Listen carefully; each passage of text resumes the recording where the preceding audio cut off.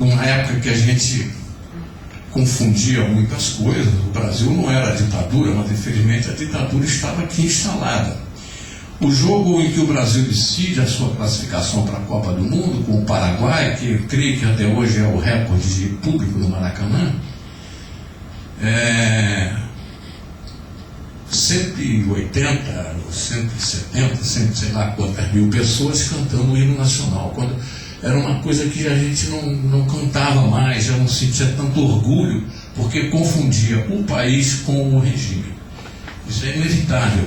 Então o João Saldanha conseguiu fazer com que a seleção brasileira tivesse a simpatia do público e fosse um retrato do Brasil que o torcedor queria. E ao mesmo tempo, aí vem o lado estranho da história, o retrato que a ditadura queria.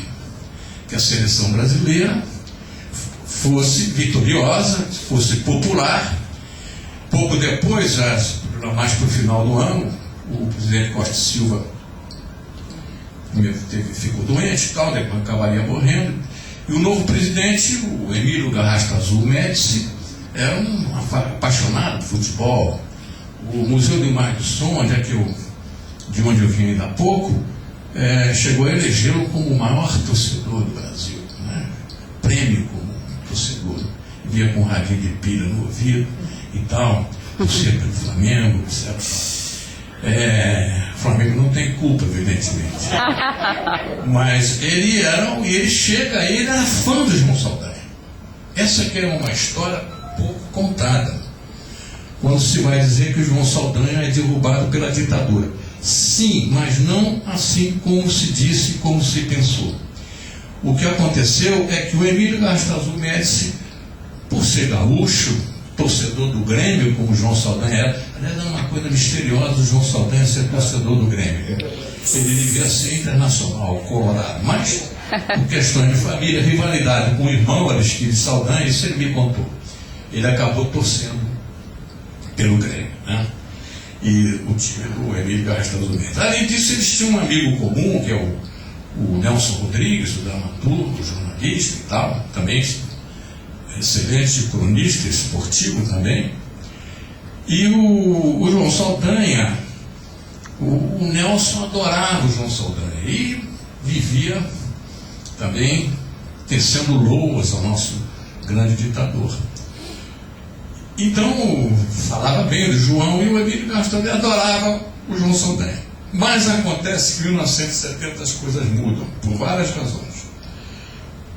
O João Saldanha perde a cabeça, ele começa a perder o controle da seleção, ele fica extremamente nervoso, ele era solicitado para tudo, para fazer tudo. Cometeu um erro primário, que foi de não levar os seus homens de confiança para trabalhar com ele. Aceitar que fosse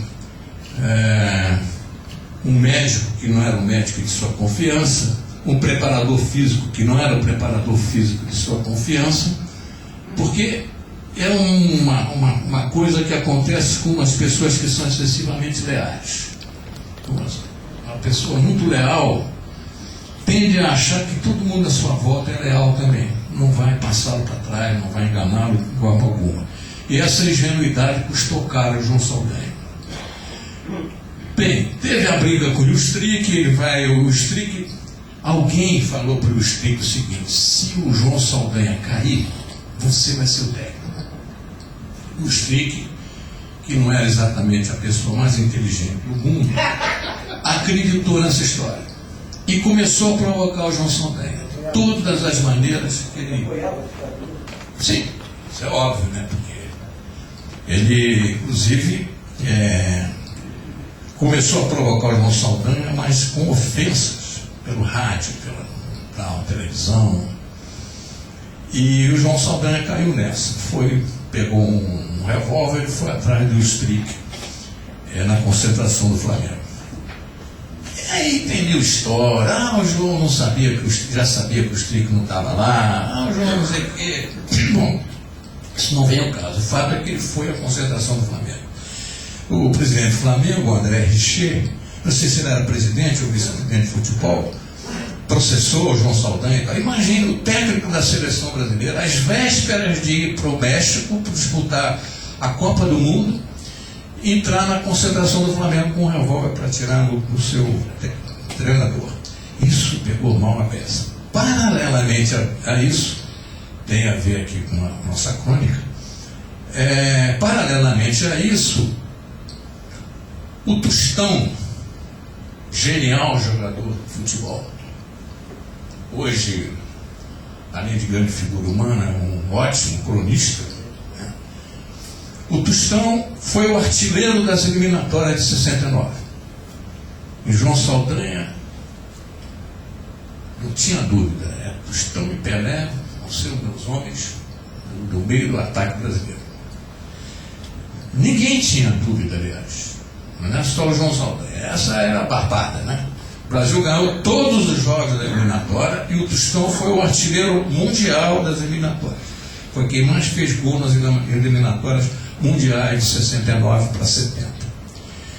Aí que no final do ano, o Ditão, agora o outro Ditão, chuta uma bola no jogo, uma coisa acidental, chuta uma bola, o campo variado, a bola bate no olho do Tostão e ele sofre um descolamento de retina.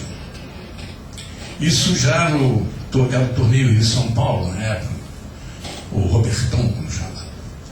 E aí o nosso Tostão vai ser operado em Houston, vai ficar cego, não vai ficar cego, esse problema todo. Foi a grande dúvida se o Tostão ia jogar a Copa de 70, como o João Saldanha queria. Quando ele começa o ano a preparar a seleção brasileira em 70, o Tostão ainda estava sob cuidados dos oftalmologistas, aliás, um oftalmolista brasileiro que era no hospital de Houston, estava lá, que garantia que o Tostão ia jogar. Não vai jogar, ele se recupera, é um pouco lento, mas ele é um jogador jovem, então ele vai, pela vista, ele não tem problema, ele vai jogar. E paralelamente, como eu disse, acontece isso. E aí o nosso Emílio Garças Médici, o nosso treinador,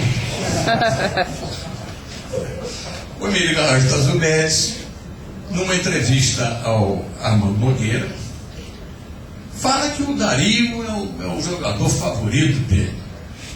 Veja só, eu aí vou defender o presidente Bem, ele não exigiu que João Saldanha convocasse o Dario. Ele estava preocupado com outros assuntos, né? Torturar, matar, saber se o Dario vai jogar no ataque ou se é o Zé das Couves. Ele não estava preocupado com ele. Então, entrevista para o Armando. E o mundo começou a achar que o Dario era o favorito do presidente, do ditador. E o João Saldanha, malandro, entre outras coisas, o João Saldanha era muito malandro. O João Saldanha disse, que bom, presidente, tal. Famosa frase que ele diz, creio que lá em Porto Alegre, quando as pessoas falam, João Saldanha, você não vai convocar o Dario? O repórter perguntou a ele, disse, não vou convocar. O presidente Médici gosta muito do Dario. Aquela famosa frase que ele diz, olha, o presidente Médici escala o ministério dele e eu escalo o meu time. Bom, o pessoal da CBD, o João Verlange, a turma ficou aí, como é que ele faz uma coisa dessa com o nosso país, sim, com o nosso presidente, etc. Bom, e começaram os puxa-sacos a fazer pressão para que ele convoque o Dario. Duas coisas eles tinham em mente. Uma era o olho do Tostão. O Tostão está com problema no olho. O Tostão não vai. O Tostão é o assunto da nossa conta. O Tostão não vai. O Tostão está cego. O Tostão não pode levar um jogador desse para o México e tal. O Tostão tinha virado, notem bem, uma desculpa para ter uma vaga para o Dario. Mas o João Saldanha, não. O Tostão vai de qualquer maneira. Eu espero por ele, frase dele, eu espero por ele até a hora de assinar a súmula do primeiro jogo. Poxa, esse cara não tem mozão. Não? A desculpa continuava no ar, o olho do Tostão.